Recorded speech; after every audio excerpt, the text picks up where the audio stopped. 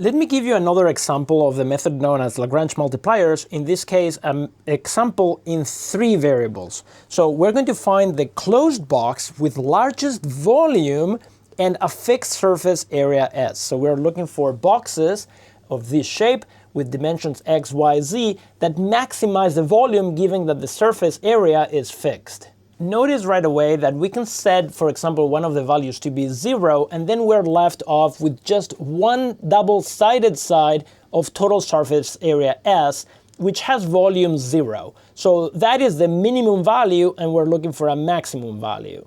Let's set up the problem in terms of equations. The volume is given by x, y, z, which we're trying to maximize, and the surface area is fixed equal to S.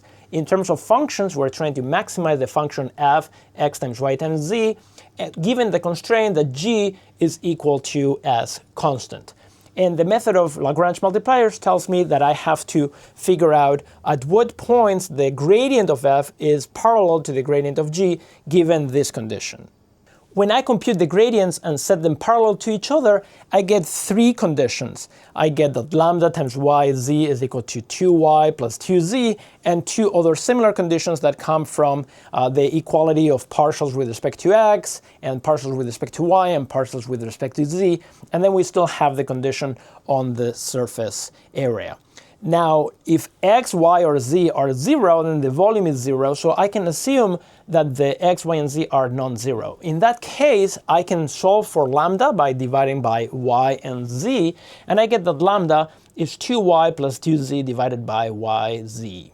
With this value of lambda, I can plug it in back into these 2 equations, and I get these awful equations where x times the value of lambda is equal to this, and x times the value of lambda is equal to that.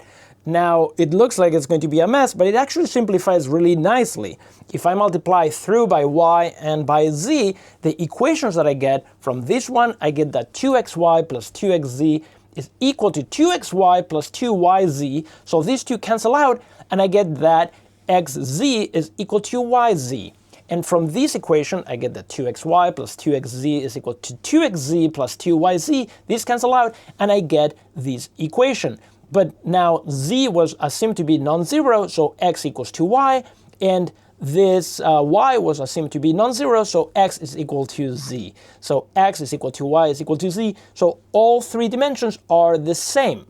So what that means is that the box we're looking for has all dimensions being equal. So x is equal to y is equal to z, so it is a cube. And a cube maximizes the volume with a fixed surface area.